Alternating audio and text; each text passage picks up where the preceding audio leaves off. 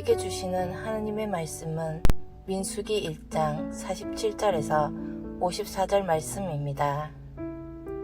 그러나 레위인은 그들의 조상의 지파대로 그 계수에 들지 아니하였으니 이는 여호와께서 모세에게 말씀하여 이르시되 너는 레위 지파만은 계수하지 말며 그들을 이스라엘 자손 계수 중에 넣지 말고 그들에게 증거의 성막과 그 모든 기구와 그 모든 부속품을 관리하게 하라. 그들은 그 성막과 그 모든 기구를 운반하며 거기서 봉사하며 성막 주위에 진을 칠지며 성막을 운반할 때에는 레위인이 그것을 걷고 성막을 세울 때에는 레위인이 그것을 세울 것이요 외인이 가까이 오면 죽일지며 이스라엘 자손은 막사를 치되 그 진영별로 각각 그 진영과 군기 곁에 칠 것이나 레위인은 증거의 성막 사방에 진을 쳐서 이스라엘 자손의 회중에게 진노가 임하지 않게 할 것이라. 레위인은 증거의 성막에 대한 책임을 지킬지니라 하셨습니다.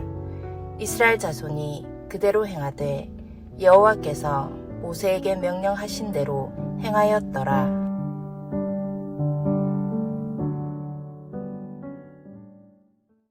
열두 지파의 인구조사가 마무리가 됐습니다. 그런데 레위 지파는 이 인구조사에서 제외가 됩니다. 그 이유는 열두 지파의 숫자를 센 목적이 전쟁 시에 군사로 동원되는 것이기 때문에 레위 지파는 전쟁 시에 군사로 동원되지 않고 성막을 지키는 일을 해야 하므로 레위 지파의 계수가 빠져 있습니다. 오늘 본문의 첫절인 민수기 1장 47절의 말씀입니다. 그러나 레위인은 그들의 조상의 지파대로 그 계수에 들지 아니하였으니 이는 여호와께서 모세에게 말씀하여 이르시되 너는 레위 지파만은 계수하지 말며 그들을 이스라엘 자손 계수 중에 넣지 말고 그들에게 증거의 성막과 그 모든 기구와 그 모든 부속품을 관리하게 하라. 그들은 그 성막과 그 모든 기구를 운반하며 거기서 봉사하며 성막 주위에 진을 칠지며 라고 되어 있습니다. 레위 지파는 야곱의 아들들 가운데 세 번째 아들인 레위의 후손들입니다. 각각의 아들의 이름을 딴 12지파가 됐기 때문에 이 세 번째 아들 레위 지파가 빠지는 대신에 야곱의 11번째 아들인 요셉의 두 아들 에브라임과 므낫세가 각각 한 지파를 이루게 됩니다. 창세기에 보면은 중동에 큰 기근이 들었을 때 우리가 알고 있는 대로 요셉은 애굽의 총리로 있었고 그는 기근에 고생하는 아버지와 그 모든 형제들을 기근에서 구원해 줍니다. 그리고 애굽 땅에서 편안하게 살게 해줬던 것입니다. 가족 전체의 운명을 도와준 이 요셉을 아버지 야곱은 장자로 세웁니다. 장자는 두 몫을 차지하기 때문에 요셉의 아들들인 에브라임과 므낫세가 각각 독립된 지파로 인정을 받게 된 것입니다. 또한 요셉의 원래 큰아들은 므낫세임에도 불구하고 아버지 야곱이 두 손자를 축복할 때 손을 크로스해서 이렇게 엄마주해서 오른손을 작은 아들 에브라임의 머리에 얹고 왼손을 큰아들 므낫세에 올려놓습니다. 그래서 작은 아들이 장자의 축복을 받게 됩니다. 그러므로 민수기 1장 10절에 보시면 요셉의 두 자손을 언급할 때 둘째인 에브라임 지파가 먼저 언급되고 이어서 므낫세 지파가 언급이 되는 것을 볼 수 있습니다. 민수기 1장 10절을 보겠습니다. 요셉의 자손들 중 에브라임 지파는 둘째죠. 암미우스의 아들 엘리사마요. 므낫세 지파에서는 요셉의 첫째 아들입니다. 부다술의 아들 가말리엘이요. 이처럼 지파에서는 에브라임 지파가 므낫세 지파보다 앞에 서게 된 것입니다. 이처럼 야곱의 12아들들 가운데 레위 지파가 빠지고 요셉의 두 아들들 에브라임 지파와 므낫세 지파가 들어가는 이 이스라엘 12지파는 첫째 르우벤 지파에서부터 마지막 납달리 지파까지 20세 이상을 전쟁에 나갈 수 있는 남자를 계수한 결과 평균적으로 좀 높낮이가 있지만 약 5만 명 정도가 분포되어 있는 것을 확인했습니다. 그런데 레위 지파는 군 징집에서 면제가 되고 오직 하나님을 예배하는 예식을 준비하고 관리하는 일에만 집중하게 되는데, 그 이유는 그들이 전에 광야에서 중요한 한 사건에서 하나님께 인정을 받았기 때문이었습니다. 그것은 모세가 시내산에 올라가서 하나님의 율법을 받는 동안 이스라엘 백성은 그때를 기다리지 못하고 시내산 아래에서 금송아지를 만든 일이 있습니다. 하나님은 이스라엘 백성이 출애굽을 할 때 많은 금과 은과 폐물을 그 백성에게 구하라 라고 하셨습니다. 430년 동안 그들이 노예로 패배자로 산 것이 아니라 마치 430년 동안의 모든 임금을 퇴직금으로 받듯이 갖고 나오라고 한 것입니다. 정말 그들이 은과 금과 모든 보화를 요구하는데 애굽의 사람들이 원하는 만큼 다 주었습니다. 엄청나게 많은 금과 은과 폐물을 들고 나온 것입니다. 여러분, 우리가 하나님 앞에서 너무 없는 것도 시험이지만 많이 있는 것도 시험임을 잊지 말아야 합니다.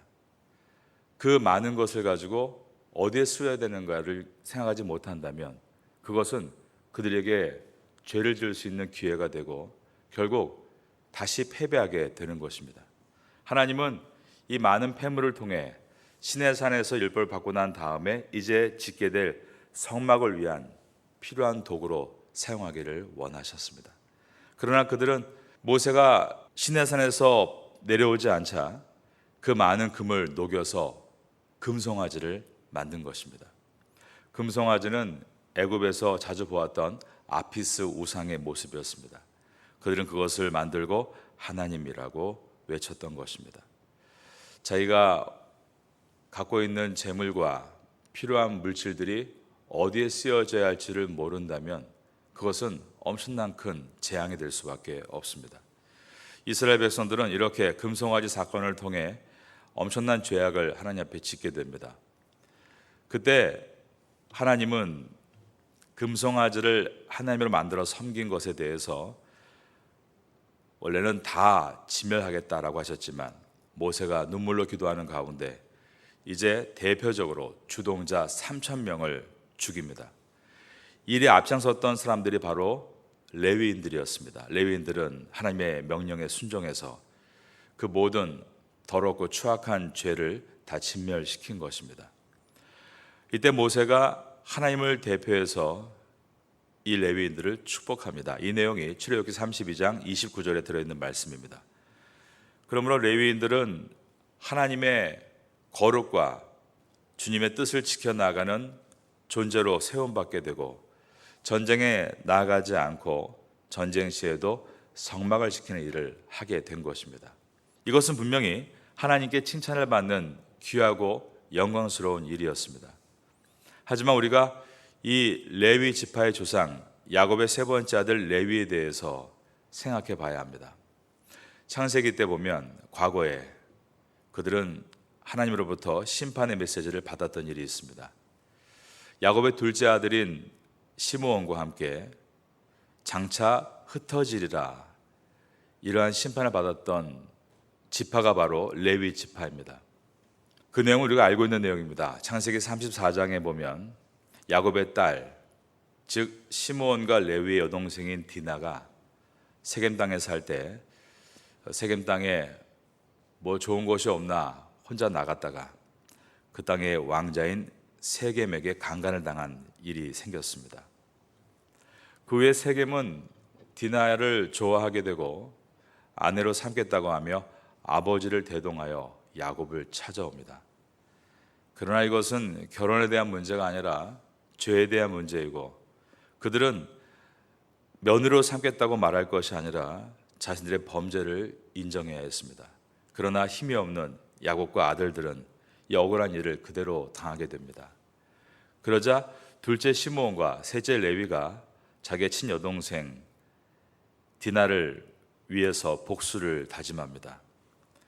그들은 말합니다. 우리 여동생과 결혼하려면 먼저 우리 민족의 표시를 새겨야 되는데 그것은 할례라고 하고 세겜 남자들이 모두 할례를 행해야 우리와 같은 한 식구가 될 수 있다. 이렇게 제안을 하고 세겜 남자들이 모두 할례를 받게 합니다. 그리고 그 괴로운 틈에 세겜성에 들어가 남자들을 모두 학살하는 일을 벌입니다.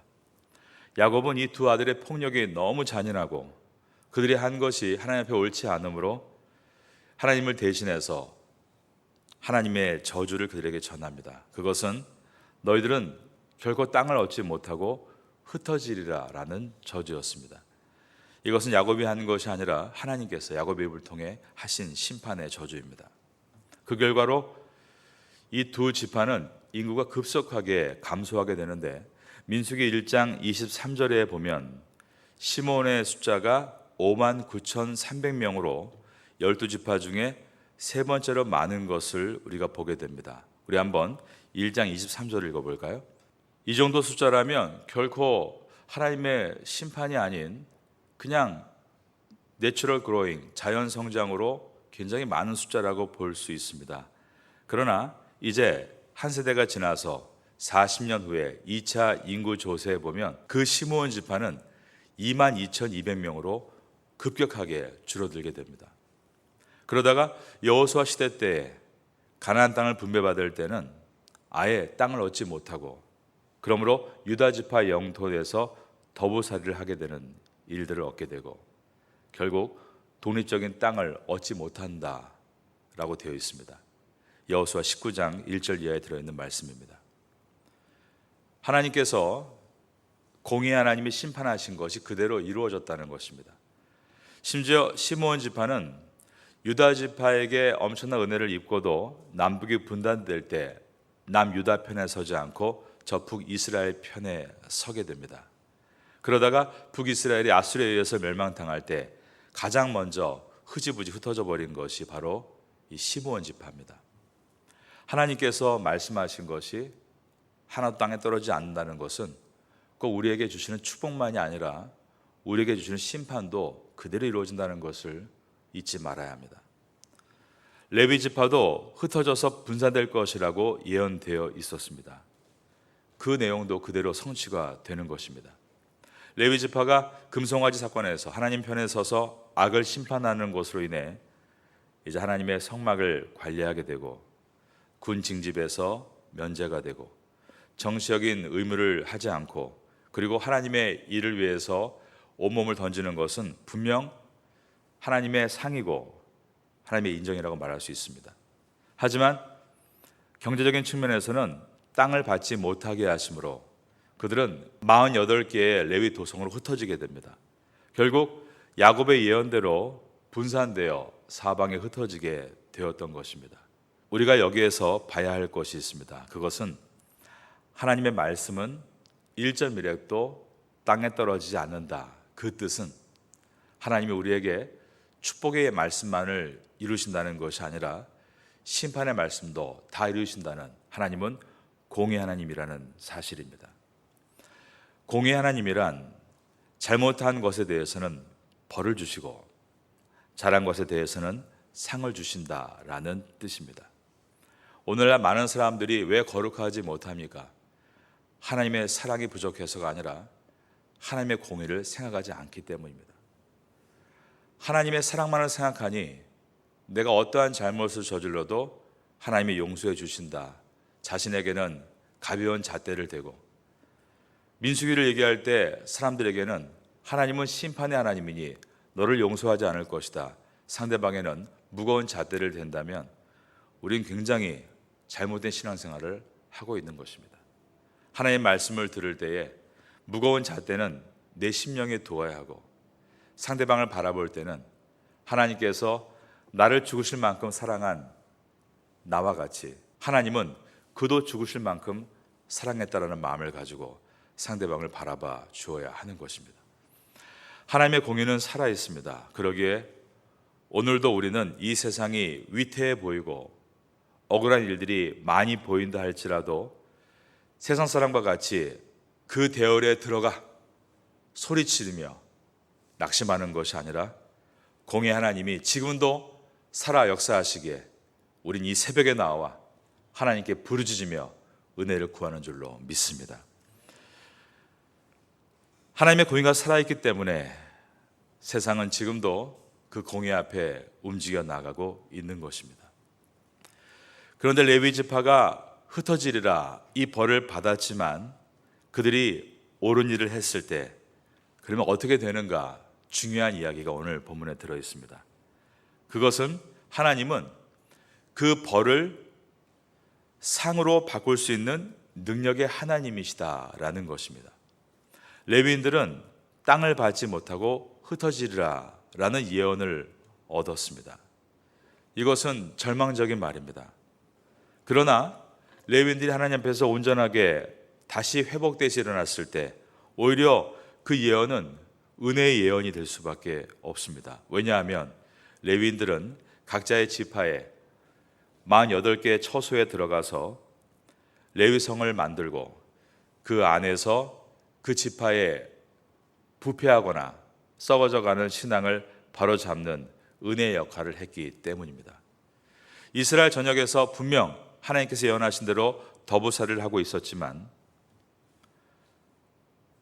백성들이 드린 헌물에서 영광의 11조로 살아가는 명예를 얻게 되었고 또 성막에서 하나님을 온전히 섬기는 일에만 전념할 수 있었기에 이것은 그들에게는 위대한 상이 된 것입니다. 이와 같이 하나님은 죄를 지으면 벌을 내리시겠다라고 하시고 실제로 벌을 내리십니다. 그러나 회개하고 악한 길을 돌이켜 하나님의 길에 서면 회복을 주시는데 그것은 그들이 받은 벌마저 상이 될 수 있도록 바꿀 수 있는 능력의 하나님이신 것입니다. 벌이었던 상황을 상이 되는 상황으로 바꾸시는 분이 바로 하나님이시다. 오늘 본문이 말씀합니다. 그러니 여러분 누구든지 늦은 것은 없습니다. 오늘부터 다시 바른 길로 나를 세우고 의의 길로 걸어가면 우리가 과거에 잘못하고 실수하고 내가 판단을 미스하고 그래서 어그러진 길을 걸어간다 할지라도 오늘부터 내가 다시 결정하고 주 앞에 서면 다시 하나님의 회복과 은혜를 힘입을 수 있는 것입니다.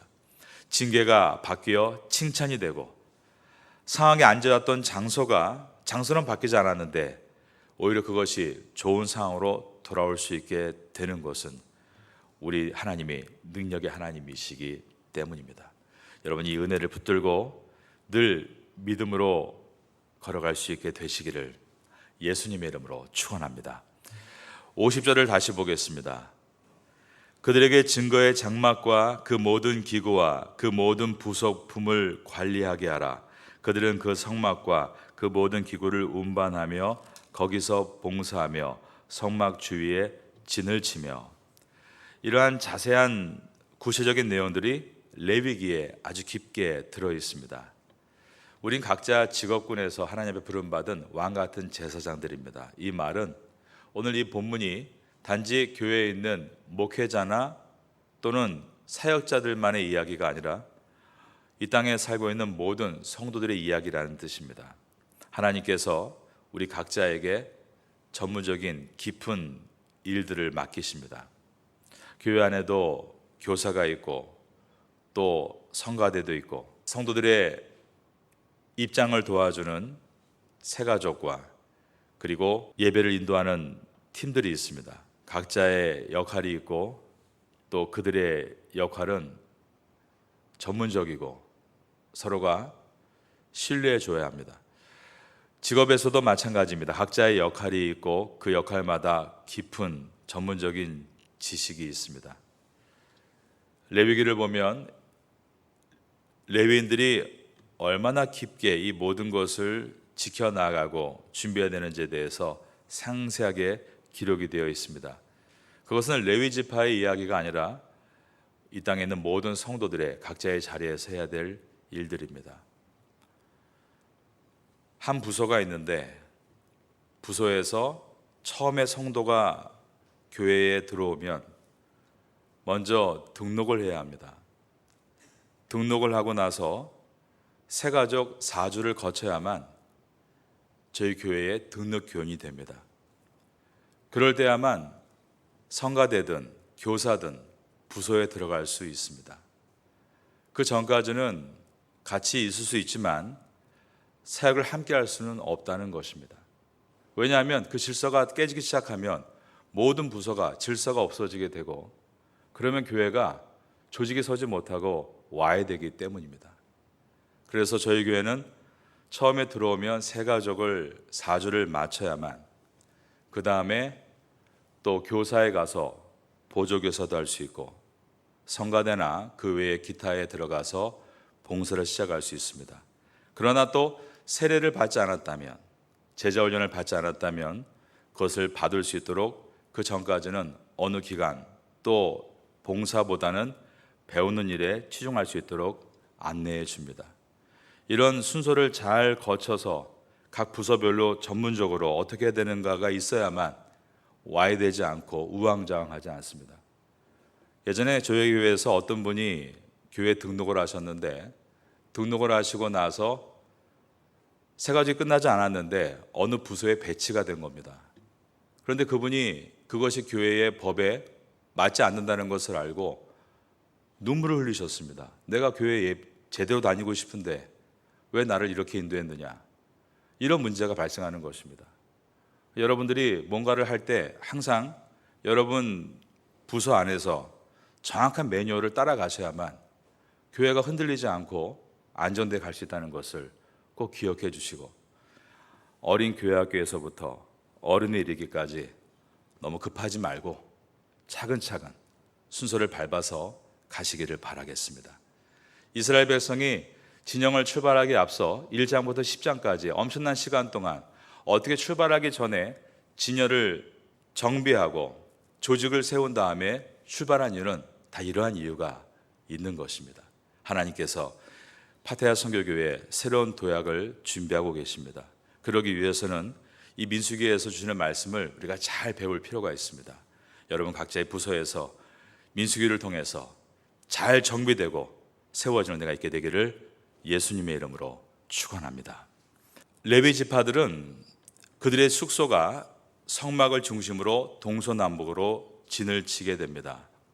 그리고 그 성막의 안전을 모두 책임지는 것이 바로 레위 지파였습니다. 심지어 성막에 함부로 들어오게 되면 그들을 쳐 죽이라고 명령하고 있습니다.